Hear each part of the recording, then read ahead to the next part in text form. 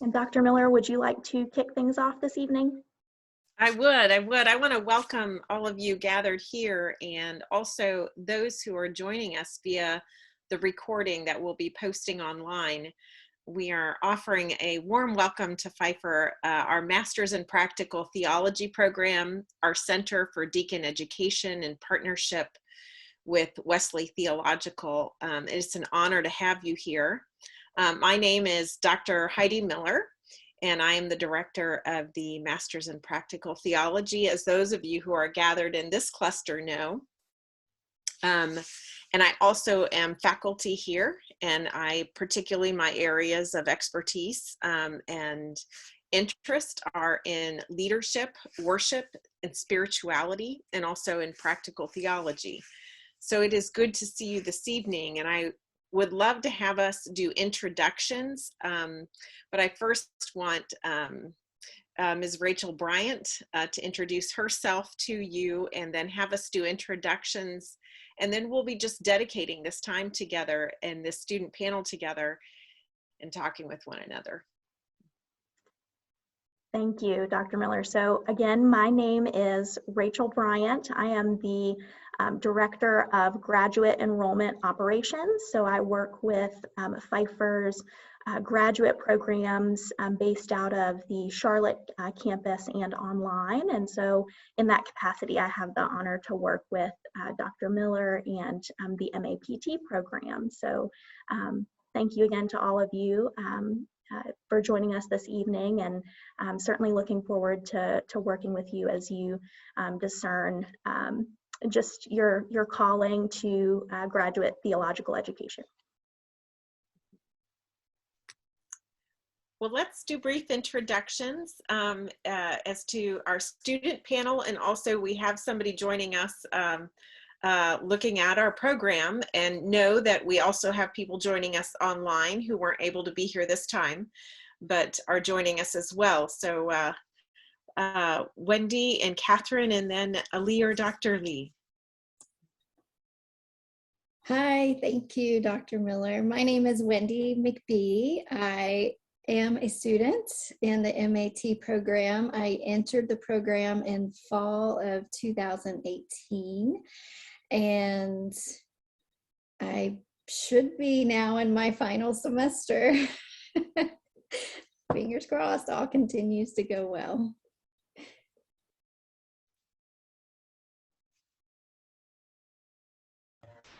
Hi, my name is Catherine Barrio, and I'm also a student in the MAPT program. I started in the summer of 2018, just one semester ahead of Wendy. I am on the track for deacon, seeking ordination as deacon in the United Methodist Church. So I've been a part of the Center for Deacon Studies, and I am also looking forward to graduating in December, finishing my last class here in just a few months. Well, I guess that brings it to me. I'm the person that's looking at the program, I believe.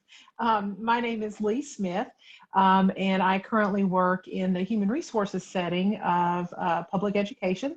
I've been doing that for almost 25 years now, and discerning the call into ministry and really trying to figure out and discern the type of program that's going to best suit my interests and where I'm at in my life right now. And certainly in talking with Dr. Miller and Ms. Bryant, this is a program that's of interest, but again, just trying to put all the puzzle pieces together that hopefully will fit where I'm wanting to go. But certainly also interested in chaplaincy, particularly prison chaplaincy, and then quite possibly ordination as well as deacon or elder, or who knows. So that's a little bit about me.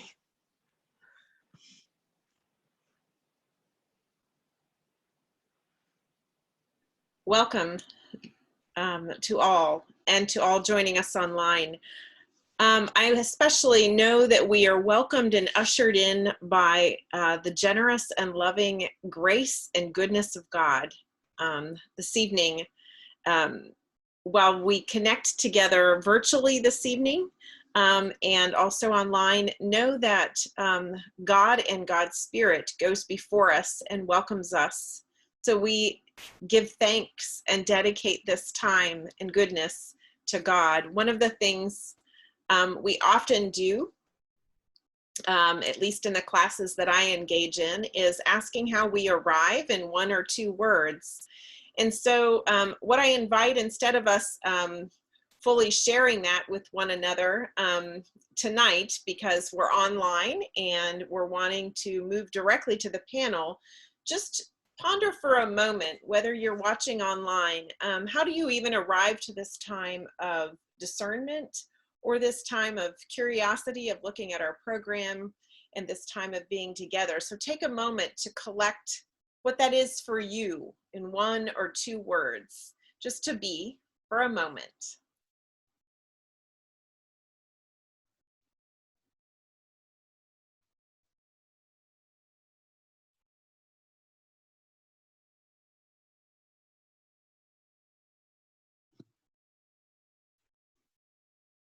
Thank you. Thank you. The why behind the arrival. The why is connected to the roots of hospitality and grace, but being in a place, being present to wherever we are, with whomever. And already we've heard, and we will hear tonight, not only from our panel, but also as prospective student considering chaplaincy. One of those key roles in chaplaincy is opening a place of presence, opening the space of presence, and whatever shape that looks like with the person or persons that you're gathering with. And first, we're called to be present to ourselves, to another, and also to God. And so this is a way of being able to arrive and be present. So just simply noticing, and I do that with groups in numerous places. So it is good to gather together. And I'm going to acknowledge that those of you online will have more questions that can be tailored specifically for you. You can reach us through our Facebook Live page. You can ask questions through Facebook. But I'm going to give my email right here on this link so that you can provide that at Heidi, HEIDI.Miller, MILLER, at pfeiffer.edu if you have questions that you specifically want to ask, not only out of this conversation, but beyond, if you wish. Well, the questions for our panel today, we're going to take some time to hear from Wendy and also Catherine of what drew you to Pfeiffer University, and in particular, what was the call you answered by choosing Pfeiffer, or the call that was emerging for you, or that sense, whether it was a tug or you used the word call. What drew you? And what was emerging, call or vocation was emerging for you that you were listening to as you chose Pfeiffer's Masters of Practical Theology program, and for you, Catherine, Center for Deacon Education. So we'll start with Catherine and then go with Wendy this time. Okay. I guess long story short is I spent a long weekend at the Walk to Emmaus and came out of that knowing that God was fully calling me into full-time ministry as a deacon. I've worked in the church as a preschool director for just under 20 years, but knew that God was calling me to do something more, and just came out of, like I said, the Walk to Emmaus knowing exactly what God was calling me to do. Kind of came out like a little whirlwind. It's like, oh, what do I do? I don't know how to do this. What do I do? What do I do next? And knowing the educational requirements, wasn't quite sure where to find those. And my pastor happened to have a folder for Pfeiffer on her desk and handed it to me. And geographically, Pfeiffer is located conveniently compared to many of the Methodist seminaries, and the program is so well set up, not only for working adults, but since they do have that Deacon Studies program connected with Wesley, I knew I could get what I needed to fulfill the requirements to be a deacon in the state of South Carolina. And so that was just a huge part of it. It ticked all the boxes for what I needed. And I didn't have to go to Emory in Atlanta or Duke or even Wesley, which was an option, but just really not feasible, being the mother of two, working and living in Anderson, South Carolina. So that's kind of what drew me to Pfeiffer. It sort of fell in my lap. I did not go searching for it, but that was definitely a God thing that Pastor Mary had that folder on her desk.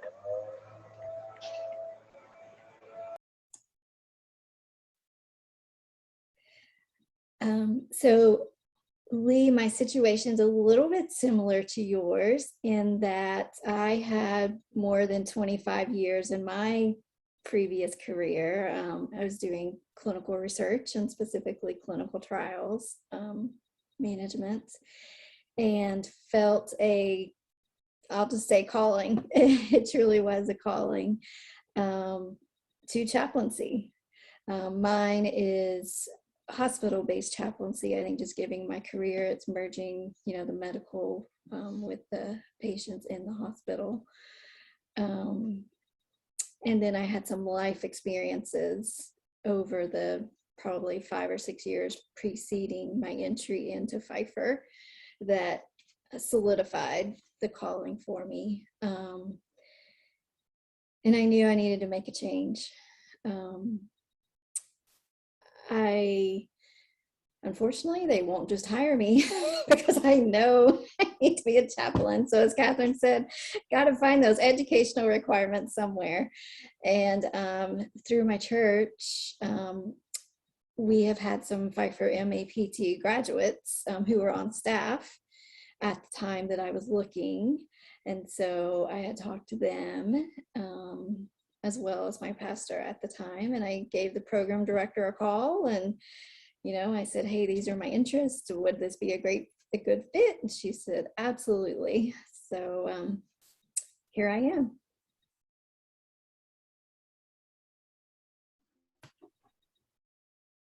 Thank you very much. So, got a few more questions here, and then, but I do want to encourage Lee, should there be a question that arises for you, feel free to kind of wave or just come off of mute and feel free to just organically ask them, because it may be that it arises or something arises in this time. And then also, Rachel, as the director of admissions in our operations, you also have just this awareness of questions that emerge. And Catherine and Wendy, if you have questions for one another or for us, please feel free to ask those. So what is the student experience in the MAT program? And also this would be, what is yours? What is your experience? And is there community for you and support for you as a student? So how would you describe first that community experience and support for you as a student? Start with Wendy this time and then Catherine. Oh, it's a huge sense of community and family. I think when I joined, it was called Pfeiffer Family with a PH, family. It's interesting because Catherine and I started pre-COVID, and seeing the program adapt to,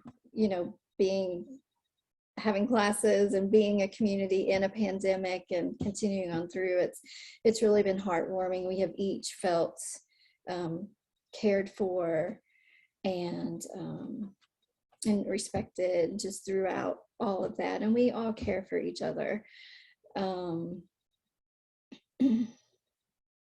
Yeah, there's our classes,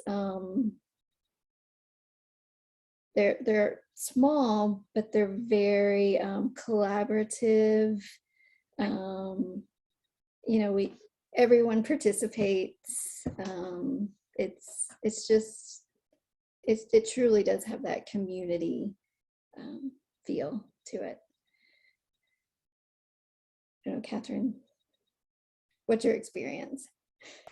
Like Wendy said, the classes are small, and that's a huge benefit in that you really get to know everybody, and you're not just making connections, but really making lifelong friends and lifelong and building to a lifelong support system.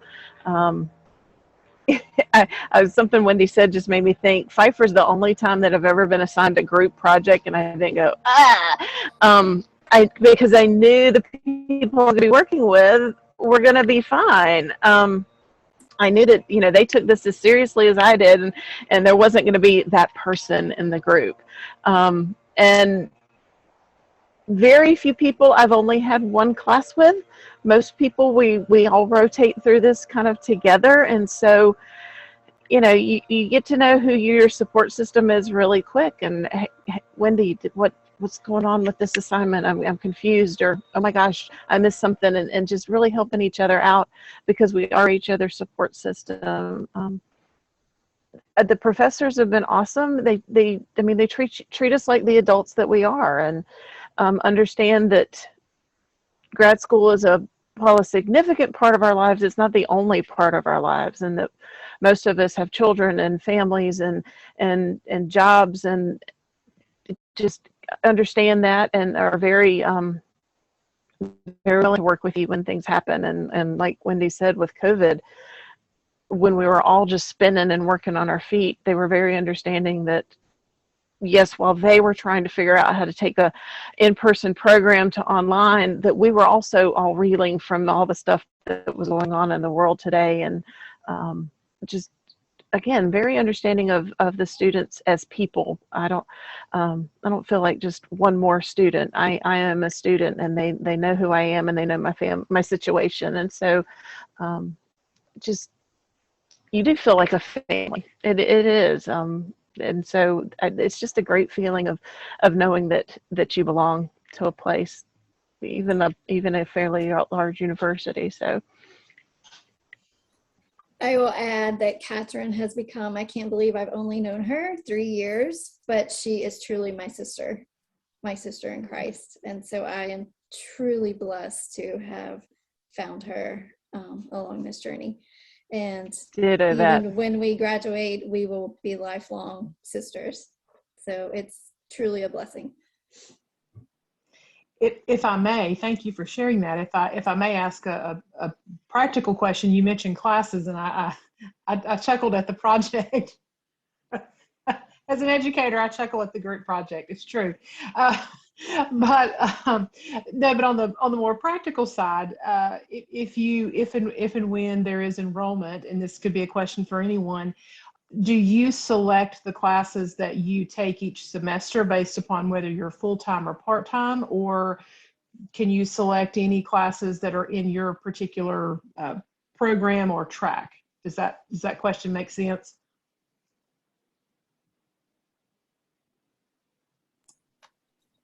Dr. Miller, do you want to go ahead? We have usually a 2-year rotation for our courses as a whole. So I have a grand spreadsheet with everybody on the program and everybody in the Center for Deacon Education, as well as with Union Theological. We have students there who also take our courses at Union. And so I have spreadsheets on all to make sure that everybody is getting first in the master's program, their core requirements, which is 22 hours of courses that are core, meaning everybody takes those.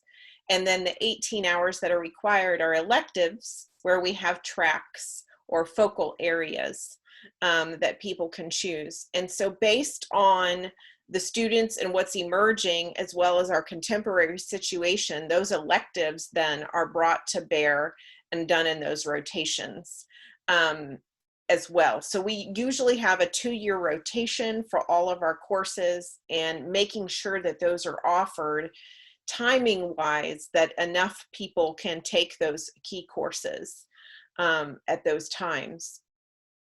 So that's how our schedule works. I have the grand 2-year rotation for fall, spring, and summer courses. So we have year-round courses largely, with a month break before classes start again in August. Lee, if it helps, if you're continuing to work full-time while you're taking classes, just to give my experience, I worked full-time through these 3 years, and I took 2 classes each semester. And it was manageable. It's a lot, but it was doable. So one of my classes would be one of the weekly classes. So maybe a Monday night or something like that for 3 hours. And then,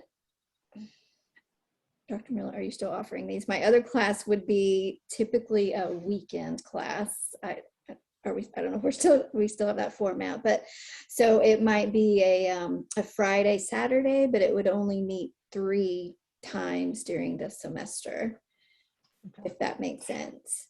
That is helpful, yes. And I would be continuing to work and be a wife and mom and, you know, everything else that we all have going on. So that is helpful. Thank you. Yeah. Yeah, we tend to have classes Monday evening or Thursday evenings, and then a weekend rotation course or courses offered, meaning 3 intensive weekends. And then what we're doing now, so that we're moving to a hybrid model, because we have people who want to engage the program from farther, that we're having an intensive residential weekend once a semester. And so this way, everybody is coming in for that, and all the classes then meet. So that sense of community, that physical presence, the ability to gather together, not only in those learning environments and those key face-to-face pieces, but also to worship together, to be advised face-to-face, to engage one another, to have students share their projects with one another. Those kinds of things, also. So that's kind of the shape. In the summer, the shape's a little different. Think of it more in terms of one course where you're going to meet perhaps more intensively for a week, and then online the rest of the sessions, or part of a week.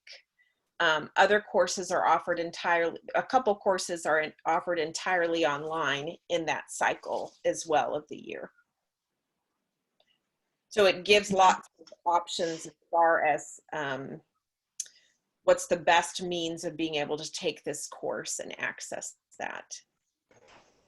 Lee, I would also, sorry, I didn't mean to interrupt. I would also add that I was very lucky to take one semester 2 Monday classes. So my drive to Charlotte was very worth the while, because I had 2 classes the same day. I didn't have to drive back that week, or to take the Thursday and then the intensive weekend courses. So I drive up on Thursday and get a hotel and stay for Friday and Saturday, which was great to give me, just in and of itself, to give me time to decompress and get some studying done without the mom and Catherine and all, you know, all the stuff that happens at home. So I feel very lucky that I never had to drive to Charlotte twice a week and do that rotation. So the classes do seem to group themselves so that you can do that very easily. Thank you. I work hard at that. Based on who's coming, who would commute or not be able to commute. So it is greatly appreciated. Thank you. I work out those algorithms. That's right. That's right. May I ask another question? And this may not be the appropriate time for this. It's not quite a class question, but it is a question about the program, if I can.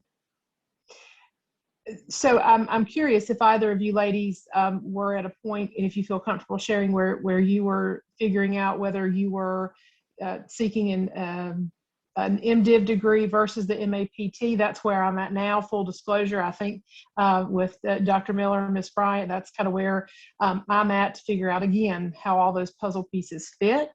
And if you feel comfortable sharing if you were on that road or on that journey, and kind of what led you to Pfeiffer in this program versus an MDiv, if you feel comfortable sharing.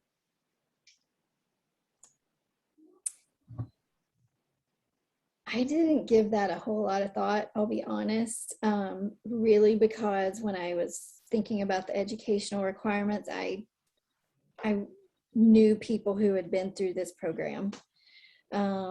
And I did talk to the program director specifically, and I asked questions specifically about chaplaincy and were graduates moving on to chaplaincy. And she reassured me, yes. And so I guess combined with the good feedback I had from graduating students already, you know, and her affirmation, this was the program for me. Thank you. Like Wendy, it wasn't much of a decision because I felt fairly certain I'm called to be a deacon, excuse me, and not an elder. So I really did not search out the MDiv very much. The Pfeiffer program seemed to tick all the boxes that I needed ticked. So again, that may not help you much, but I feel very qualified to go in to be a deacon. So that's my 2 cents on that one.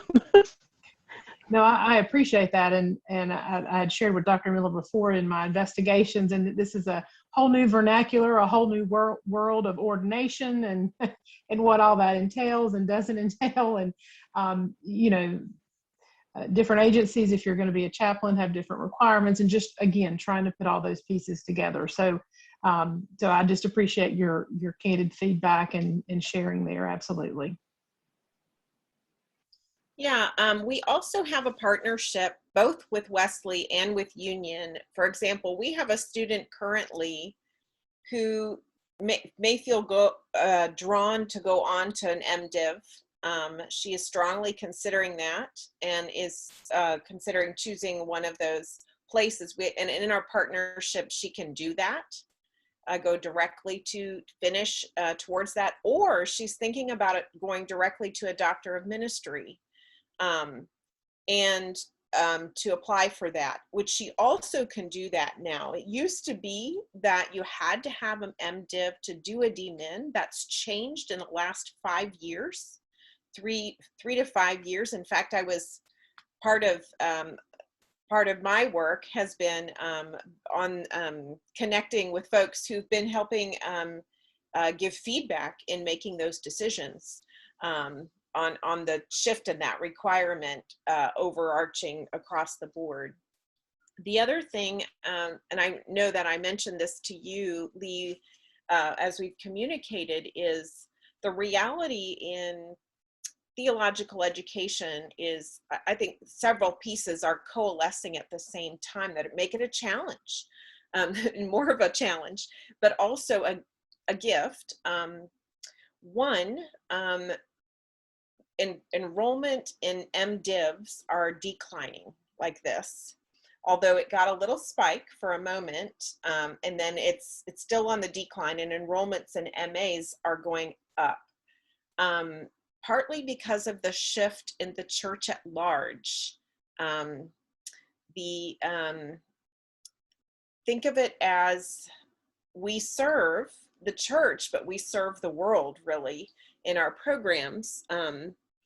And with fewer people in the walls of the church at large, it's sort of that shift and title shift that's going on. There's fewer professionalized MDivs that are being requested, so to speak. And at the same time, there's far more need for part-time pastors, for people who are bivocational, or people who are working outside the 4 walls of the church as well.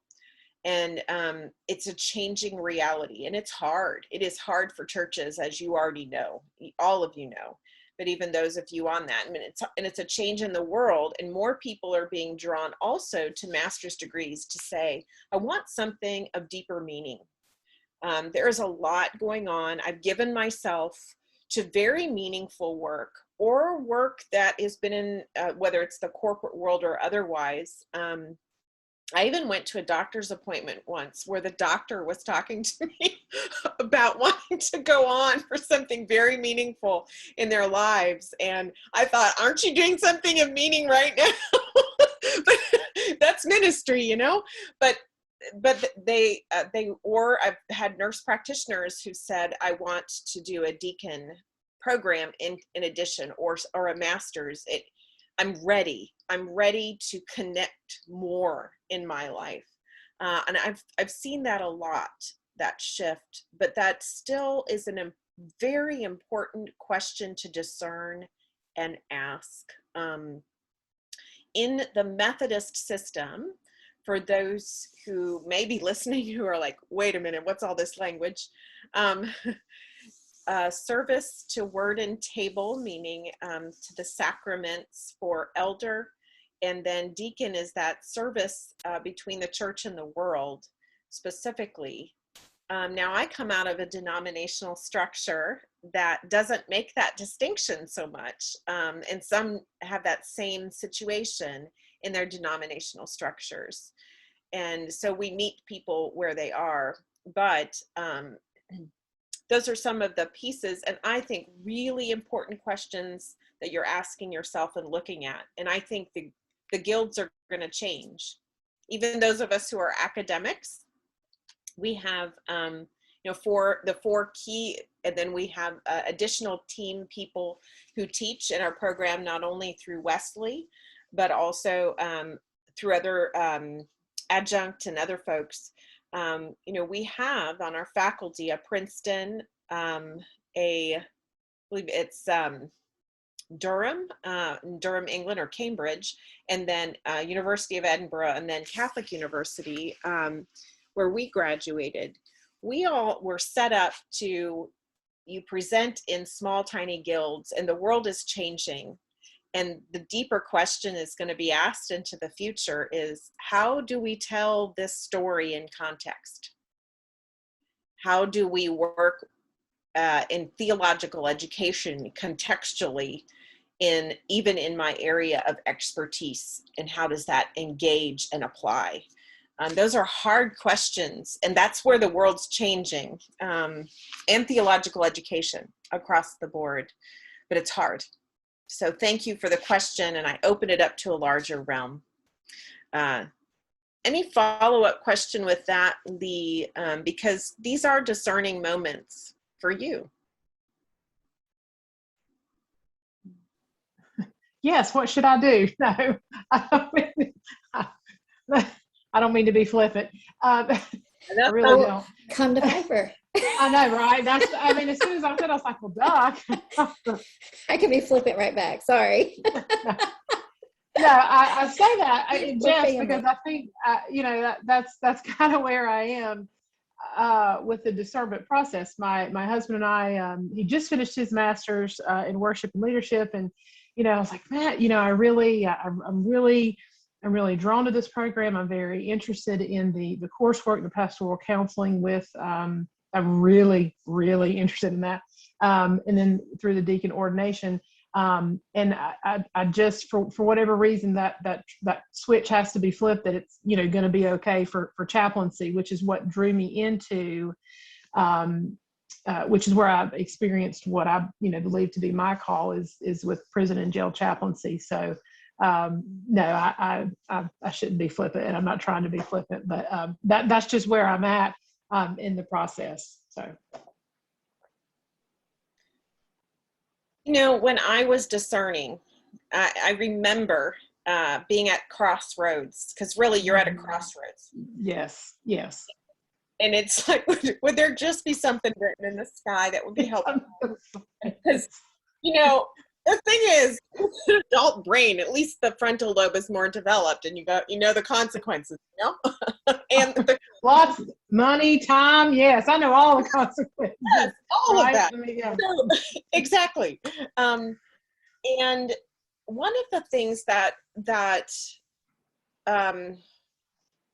really helped me is to say, I'm going to go through the door, God, that is opening. And what is the door that is opening that I know that it's not so much it's easy to walk through, because it's hard. People don't go into these realms because it is an easy door to go through. It's because there's something deeper going on, whether it is I I want to bring some pieces together in my life, or I'm ready for those next steps and that call. We enter in differently, but it's what door is opening. And as I look through that door, it's going to help equip me for those next arenas that you're beckoning. And I believe that, quite frankly, God uses every scrap and every piece. I came with a social work background to my master's work, and then I went on further. But everything I brought has been brought to bear for my further work. In fact, part of my continued call, and I work all over with, is helping the church and helping theological education and helping people move into the new way of being and saying, it's God's not pulling the rug out from under us. It's not gone. Well, we haven't known fully how to embrace how diverse our world really is, and the complexities of what it really means that we are a sent out people, that God says go. And it's like, hey, we've just really done a good job of the four walls. What the blank are you talking about? And yet I really just want people to come here. It just feels so disconcerting, and at the same time so very amazing, because new things are happening. So I remember those precipices. I've faced them, and I be flippant, be righteous, and be indignant, and be whole also at the same time. But finally it was, okay, God, I'm going to look at the doors and what doorway, and really know and listen to the people I trust. The other thing is the ethos. I don't care what program you're in, the ethos needs to match or connect strongly. And I will be really honest with people about the ethos at Pfeiffer, which is a profoundly communal ethos, and continuing to be more so. It is a beloved ethos. It is an ethos where you will be challenged and stretched, but also where you will be respected as an adult learner. And it's an ethos where it's been a university that has its basis deeply in Christian education, and now in practical theology, in a way that has generated more deacons through this program, the deacon education, and regionally than anywhere in the world, in the United Methodist Church. So that's exciting, but that's part of the ethos, but we're also moving farther as we go on.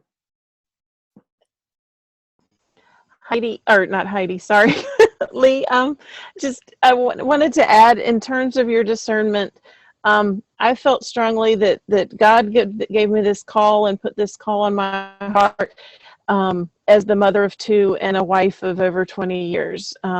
And so I felt strongly that God was calling not just me, but my family. And so everything has been filtered through, how is my family not just affected, but what's their comfort level with this? And for me, and this is just for me, when we said that I was going into the ministry, my girls really flipped out, because they thought that meant elder and itinerancy. And that was confirmation for me that was not the track I needed to be on, because it was not a call on my life. It was a call for all of us. And so that has helped me numerous times to remind myself that at this point, I am mom and wife, foremost to any other job I will have. Christian first, but wife and mom before any vocation, and that God knows that, and that that we're all in this together, and my girls are not comfortable, or my husband is not comfortable, then that is not the right decision for us at this point in time. Might that change in 10 years? Yes, but for right now, that's how I have discerned a lot of things. And you know what, if I may call you Catherine, you know, I appreciate that, because to be quite honest, I have never thought about that. I've known about, that's never entered into my brain, because there's a lot of stuff up there, but at the time I'm not sure quality, but there's a lot of stuff up there. But you're right, absolutely, 100%. You're commissioned as an elder, then I do know what that means, and you are up at the discretion of, or could be up for the discretion of moving. And you know, right now my heart's content is just to be in a prison. You know, I mean, that sounds really strange, but my family now knows what that means. Like, you know, if I say I miss going to prison or I miss going to jail, they're like, "Oh yeah, Mom, you're." But you're absolutely right, and I appreciate that, because that is an important part. And I'm not at that place either. I've got an 18-year-old and a 7-year-old. And so, you know, while that would be great for some families, that is not a part of, I don't foresee that being a part of my family trajectory. So thank you for sharing that. Certainly wise words and counsel there to factor in.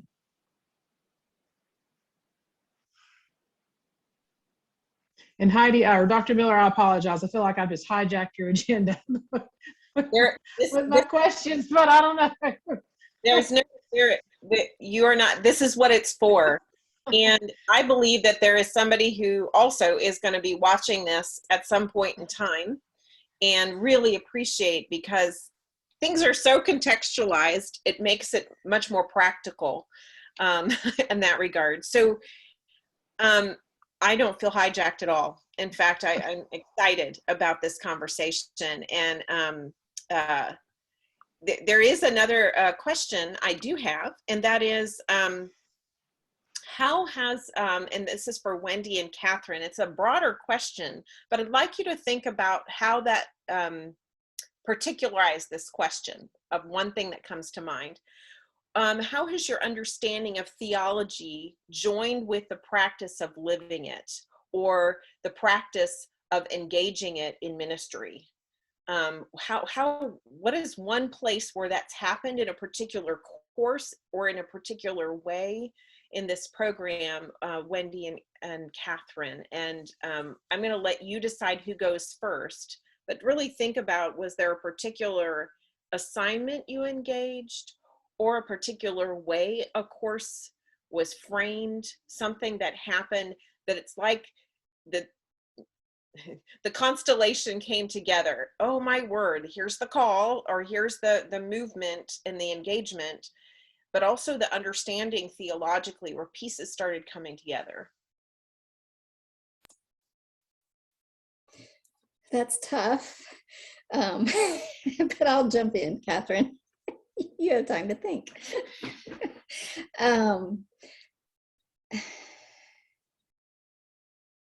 It's hard for me to pinpoint one course. I think the program is very well designed, in that I get theology from numerous courses.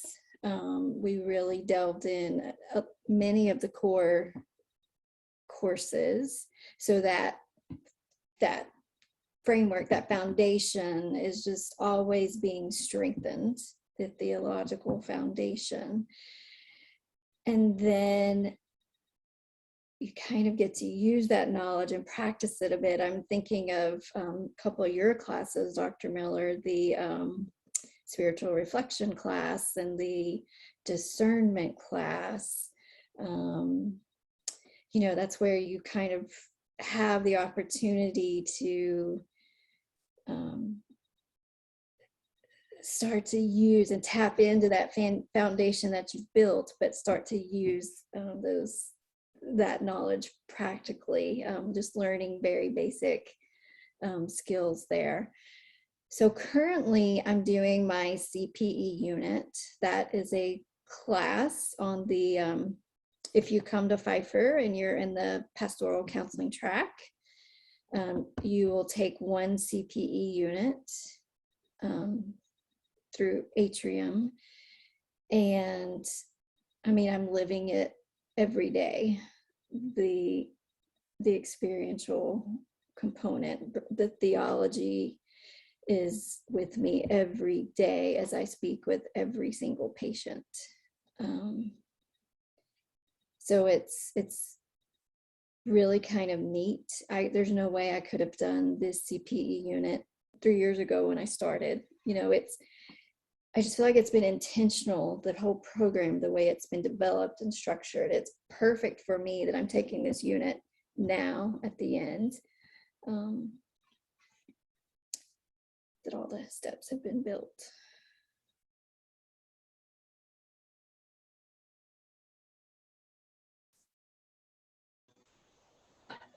To kind of echo what Wendy said, most of the classes that are the theological studies are very well structured, and I feel very prepared with the knowledge that I've gained, and for lack of a better term, that book knowledge.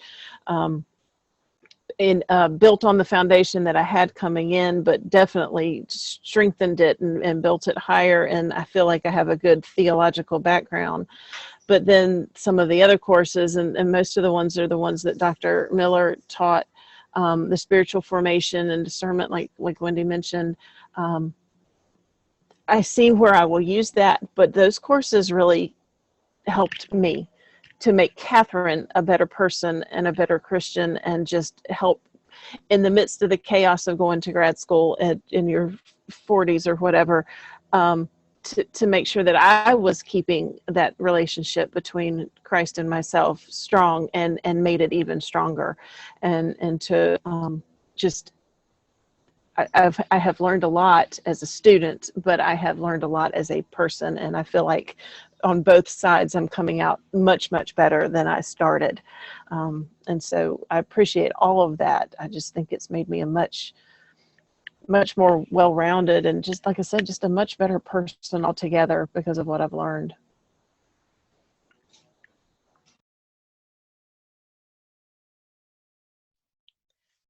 Well, Rachel, you've been sitting here as, by the way, Rachel is a pastor's kid as well. Her and I have that in common growing up.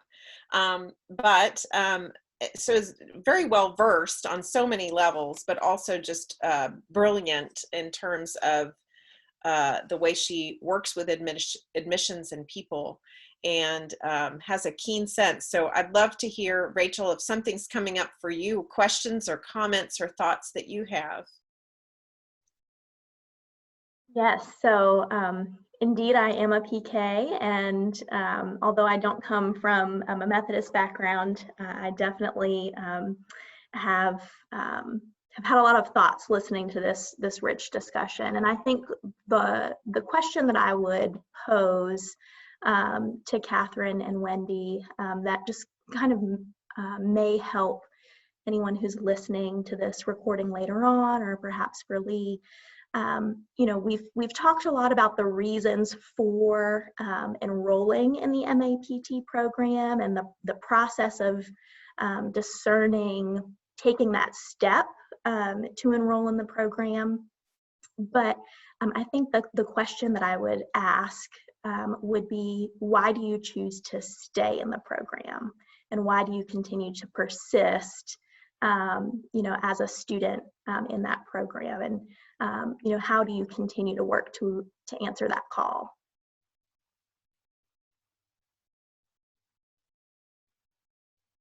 I'll go first, Wendy, and you can think. Why have I stayed?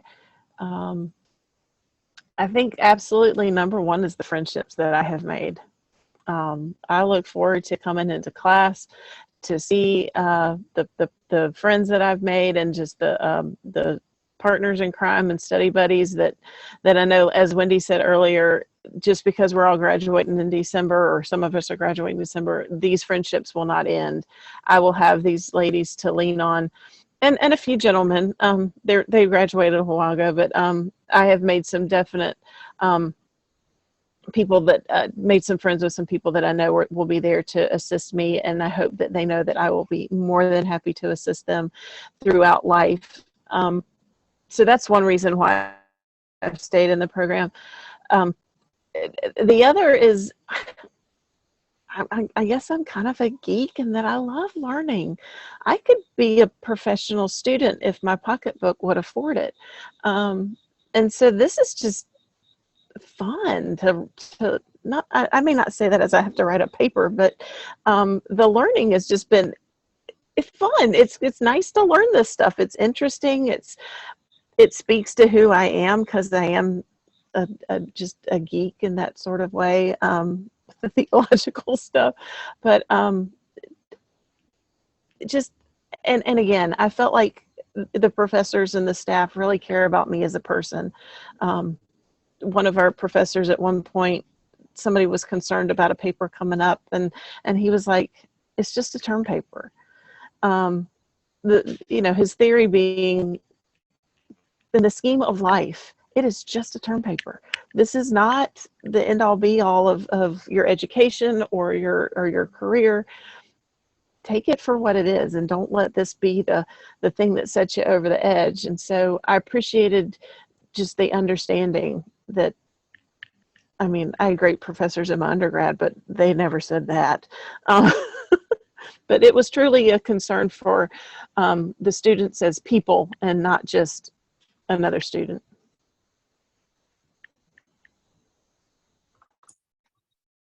Catherine stole my answer. There's nothing more to say. No, truly, for me, I say first. I mean, she mentioned the Pfeiffer family and community that we already discussed. I was really lucky. My very first class, Old Testament, with Catherine, and I met another one of our great amigas in that class. I was sucked in from minute one with that group, but it was also a special group in that there were some outgoing people, outgoing meaning graduating. It was their last class. It was my first class. It was their last class. And then there were some of us in between. But one of them who left, that was her last class that semester, I'm still in touch with today. Like, so she's sort of like my, my big sister in the sorority. It's motivating me, and so it again, it's that sense of community. And we've received wonderful teaching. I can't say enough about the professors, and as Catherine said, they're just so caring, but they also challenge us. We do have to think, but we grow. And they each have their unique personalities, which is kind of fun. And with one, you'll learn more movie quotes than you have ever known in your life. But they really work well together. You can tell they care about the program and they care about us. And also I've stayed, I guess, Rachel, because it is my calling. I don't think it's ever crossed my mind I'm going to leave the program. I will share with you all, Rachel and Lee, I left my job. In June. I reached that point where I'm ready. So it never crossed my mind to leave the program, but I'm unemployed and I'm happy. I'm finishing up my new career path. I'm looking forward to see where this leads me. And I'm very grateful. I have a lot of gratitude to my entire Pfeiffer experience.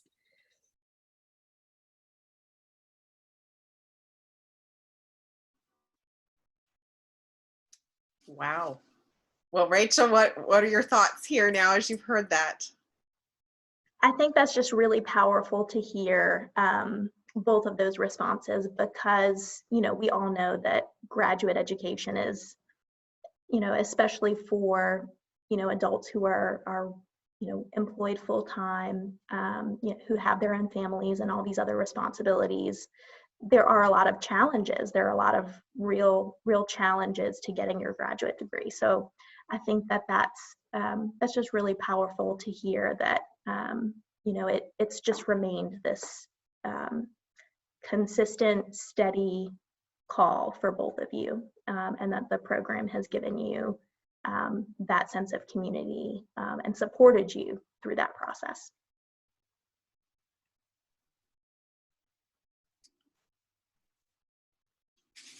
One of the things that drew me to Pfeiffer to teach here and to direct the program is Pfeiffer's dedication to access to education.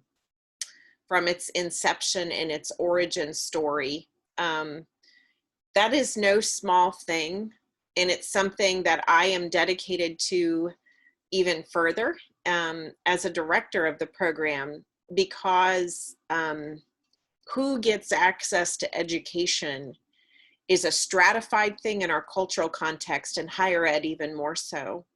And that is something that we are committed to and want to continue to work at.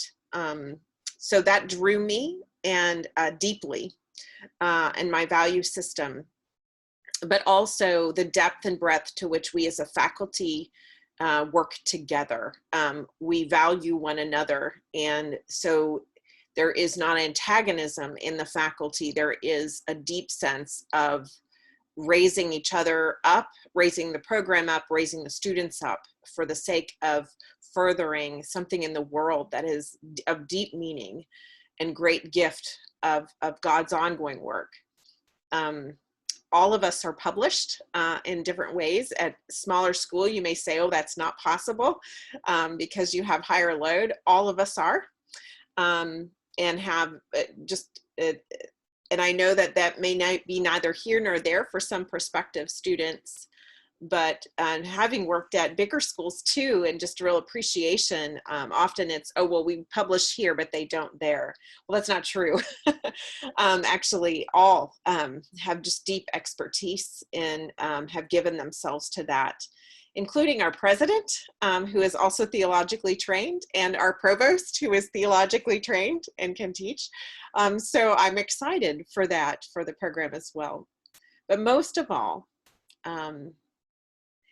when you go to bed at night and there's this gnawing thing that says there's something more for you, and this will be a part of that pathway, not only now, but down the road in community, that is a signal that theological education is moving for you and with you. And that is a signal to it's time to say, yes, that's what was going on for me. I could not shake it. It would not let me go. And I'm glad it didn't, because it brought me here to you tonight. And this time is not a waste. It's a gift, because we were in community together tonight. And I want to thank those of you who have been here this evening with us online, because you've been a part of that if you stuck through this whole thing to this point. But also to Lee, as you discern and weigh what that means for you. We want to bless whatever you decide. We want to encourage and empower whatever you decide. We would love to have you at Pfeiffer, and I think Pfeiffer would be a great fit, but I also know that you are going to make a really good choice. It's in you. And Wendy, thank you. And Catherine, to see you grow and not only bring gifts, but expand and grow in the astuteness. I can name specifically where they're brilliant and moving forward in so many ways. And so can my colleagues. So can my colleagues. So thank you. And Rachel, I'm going to hand this back to you just as we close out our recording for tonight, but also the gift of this evening. Thank you, Dr. Miller. So just want to thank everyone again for joining us, both those who are present here with us tonight and those who will watch this recording later on. But are there any final questions that we can address for you, Lee, before we depart this evening?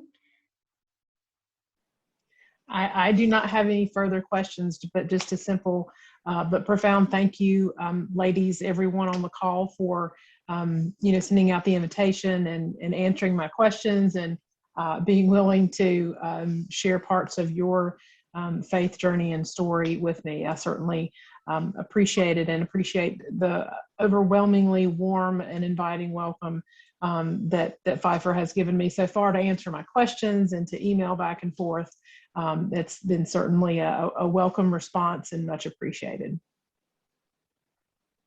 Well, thank you again so much for joining us tonight, and I hope you all have a wonderful evening. Mm-hmm. Thank you. Thank you.